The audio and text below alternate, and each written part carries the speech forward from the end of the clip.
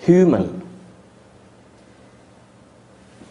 Because the business is done by human, done for human, sometimes done against human. It all starts with the wrong mindset. Human beings typically have prejudices. They have their own opinions, own ideas, own comfort zones, own ecosystems. In today's volatile times, where you really don't know what will happen tomorrow, the key thing is not to do things which you think are nice to have. You should only do things, otherwise you're in trouble, that are must have. Most of the time, companies see overseas ventures or, new geographies as nice to have venture. And when you start with this kind of mindset, you assign the wrong leader to run this business. When it comes to startup, the right startup leader is a warrior. He has a target, he knows the target, he sees the target, and he will walk to this target, run to this target, no matter what happens on the way. The right startup leader is resilient. He will never be down with setbacks, problems, issues on the way. He will stand up and keep on walking. The right startup leader is a world citizen. He's a universal person. He or she is open to new ideas, new cultures, new countries, new ways of doing things, flexible. And last but not the least, the right startup leader is actually an entrepreneur. But most of the time, the companies go and hire people seemingly doing well in corporate life. They're senior enough. They've done great things for the company. And most of the time, they're already jammed in this corporate ladder. They've been waiting for a promotion for long, and it doesn't come. So they're a little bit frustrated. So they go to these guys and say, hey, you know what, you're becoming a GM, man. I'm sending you to this country to start up the business. But this guy is not the right leader. People are magnets. So the leaders, when they choose people for their teams, they go and attract alikes. They go and attract the ones they feel comfortable with. And most of the time, these people also lack these qualities to be successful in a startup. And having a wrong team, what is expected? This team will miss the targets. A bad team will miss targets. Do not ever underestimate the capability of a bad team to miss even the easiest targets. Excuses, for me,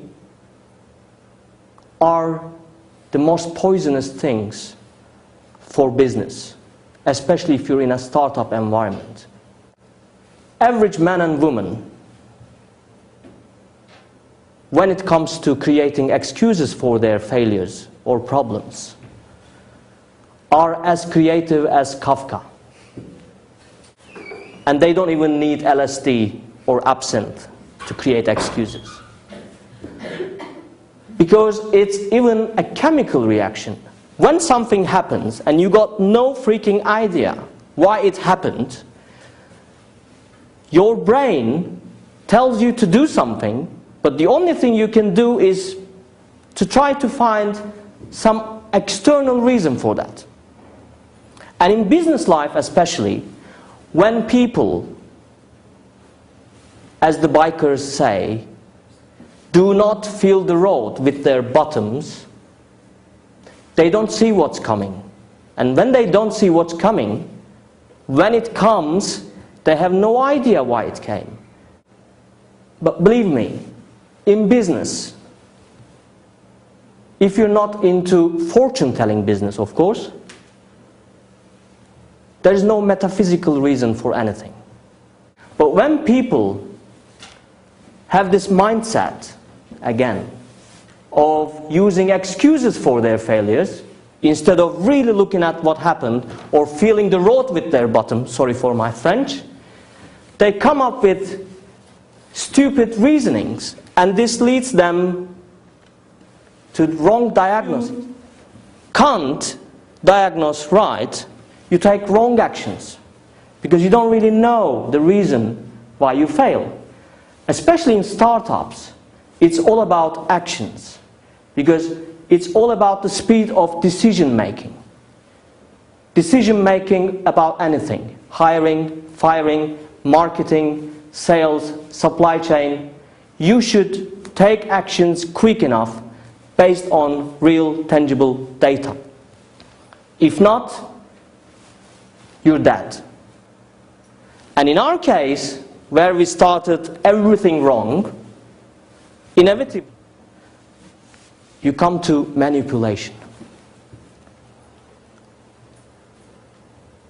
You know, in the last 10-15 years, everything what happened in the world economy was about manipulation. People manipulated everything. People manipulated data about everything. Lehman Brothers went down. I mean, who could say in this room that Lehman Brothers could go bankrupt? But they did go down because they manipulated for a long time, and then one day the system got blocked and they were revealed and they had to go. If maybe, you know, we could diagnose what was going on early enough at this stage, or at least if we stopped people from using excuses, we could see the problems early. But this didn't happen. And in all the things I have talked about now in the last couple of minutes, there is human factor. It's not technical. It's mindset. It's the leadership profile. It's the team the leader gathers. It's nothing else. Otherwise, it's basic principles. I mean, not many companies go bankrupt due to earthquakes or, you know, fires. They go bankrupt due to their bad management practices. So this is a business. This is not a hobby. And when a business fails, hundreds of people, if not thousands, are affected from this. And you don't have the luxury or the right to fail a business just because you are not doing the right things. But if you do these things well, if you feel the road with your bottom, there's no reason you will fail. Thank you very much.